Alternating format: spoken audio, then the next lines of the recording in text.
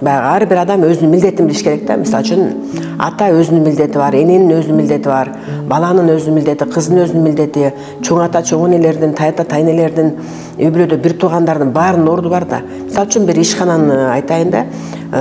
Директор өзүнүн милдетин аткарса, бухгалтер өзүнүн милдетин аткарса, администратор өзүнүн милдетин аткарса, калган жумушчулар да өзүнүн милдетин аткарса, анда ал жерде ынтымак да болот, ийгилик да болот, баягы жакшы атмосфера болот да. Ал жерден көп жакшы нерсени жаратса болот.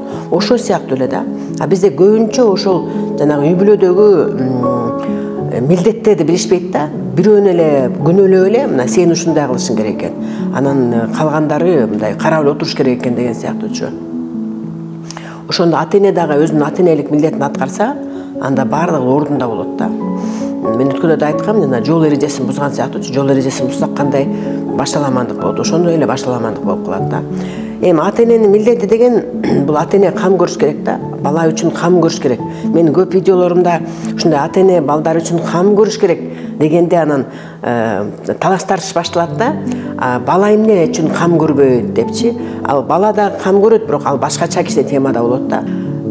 Ата-эне бул деген баласынан 20 жаш улуу, 30 жаш улуу, 40 жаш улуу, 50 жаш улуу. Демек анын акылы да көбүрөөк, анын опыту да көбүрөөк, билими да көбүрөөк, анан анын статусу дагы бийигирээк да.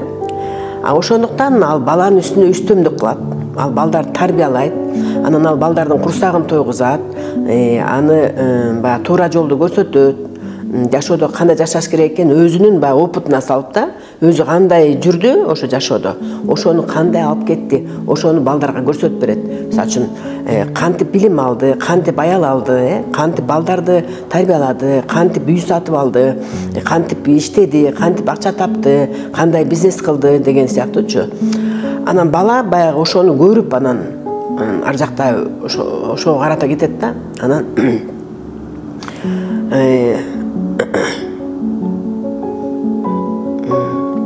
Анан эгерде бала атасынан 30 жаш кичүү болсо, 40 жаш кичүү болсо, ал бала кантип үйрөтөт, кандай кыйын болсо деле, аябай укмуш күчтүү болсо деле, акылдуу болсо деле, ал аябай ийгиликтүү бай болуп кетсе деле, баары бир ал атасынын баягы деңгээлине жетпейт. Мейли атасы акчасы жок болсо деле, бирок анын опыту, акылмандыгы, анын баягы эмеси, баягы жашоодогу өйдө ылдыйды, ачуу таттууну көргөн опыту боюнча все равно бала жете албайт агачы. Ошондуктан биз баарын эле баягы акчага келип такап коебуз да. Мында атам акча таппай атат, мен акча таап атам, демек мен андан көбүрөөк болушум, чоңураак болушум керек, мен андан күчтүүрөөк, мен атамды тыя алам, атама акыл үйрөтө алам, атама замечание айта алам деген ушун сыяктуучу. Бирок ал бала баласы болгондугуна байланыштуу атасына дайыма баш ийиш керек. Атасы ошол билимдердин баарын пайдаланып туруп, анан баланы тарбиялап, анан бала үчүн кам көрүш керек. Кам көрүш керек деген бул жанагы биз ойлойбуз да, мында 50-гө чейин эле кам көрөт экенбиз, бир 40-ка чейин эле. Андан кийин бала мен үчүн кам көрүш керек деп алмаштыра алабыз да. Жок, ата-эне өмүрүнүн акырына чейин балдар үчүн кам көргөнгө милдеттүү. Анан жана ата-энелер, мен ошо жана комментарийде аябай көп жазып атышат да. Мен ата-энем бизден акча сурап атат, тынбай акча жөнөтүп атабыз, бирок ыраазы эмес бизге. Нааразы. Мен комментарийдин бир 30-40% ушул эле ушундай балдардын мындай көйгөй маселеси жөнүндө жазып атышат да. Демек ата-эне унутпаш керек да. Балдардын акырына чейин кам көрүп, аларга жардам берип турганды унутпашы керек. Балдар дагы өзүнүн балдары үчүн кам көрүш керек. Ал өзүнүн үй бүлөсү үчүн кам көрүш керек. Эгерде ал баягы кетип баратып эле алдыга кетип баратып, кайра артка көздөй кетип, ата-эне жөнүндө кам көрүп баштаганда, анда ирет бузулат, себеби балдары каралбай калат. Балдарына кете турган энергияны ата-энесине кетирип коет. Ал баягы агып бараткан арыктын суусу кайра артты көздөй акканга барабар да. Артты көздөй акпайт да. Артты көздөй акканда анда күч кетип калат. Элестетиңиз, жана агып бараткан арыкты кайра артка буруш үчүн эмне деген күч керек, ошондой эле баланын күчү кетип калат да. Ата-эне болсо ошо көбүнчө мен кошулам, жана комментарийдин баарына кошулам. Себеби көп ата-эне азыр ушундай бир эмеге өтүп алды, позицияга өтүп алды да. Мына 20 жаштагы кызын деле, 18-де кызын деле, мен эркек балдар жөнүндө айтпай эле коеюн, эркек балдар это 100% да. кыздарын 18ге чыккан эле кыздар деле мени барып баккын, мынакей элдин кыздары багып атат, элдин кыздары акча таап атат, мына Россияга жөнөтүп кеткин деп эле мына биздин канча миңдеген кыздарыбыз кичинекей, алар бала да бала, алар деген еще мындай эчтеке түшүнө элек, эчтеке көрө элек, опыт да жок, тажрыйбасы эчтекеси жок. Ошондой эле кыздарыбыз деле ошо бала бойдон эле Россияга жөнөтүп коет атпайбы. Менде аябай андай менде кайрылган кыздар миңдеген саналат. Анан ошол баягы аябай өкүнүчтүүсү ошо кыздардын ата энеси да карган эмес да, карып калгандар эмес. Алар 40-50-дөгү эле ата энелер да. Анан ал баягы эми ата энелер таарынбасын азыр мага, бирок ал жалкоо ата энелер.